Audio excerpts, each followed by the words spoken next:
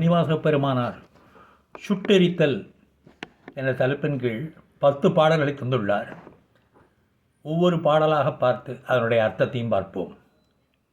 வெள்ளம்தாழ் விரிவினையாய் விடையாய் விண்ணோர் பெருமானே எனக் கேட்டு வேட்ட நெஞ்சாய் பள்ளம்தாழ் உருபுணலில் கீழ்மேலாக பதைத்து உருகும் அவர் நிற்க என்னை ஆண்டாய்க்கு உள்ளம்தாழ் நின்று உச்சியேடவும் நெஞ்சாய் உருகாதால் உடம்பெல்லாம் கண்ணாய் அண்ணா வெள்ளம்தான் பாயாதால் நெஞ்சம் கல்லாம் கண் இணையும் மரமாம் தீவினையினேனுக்கு என்கின்றார்.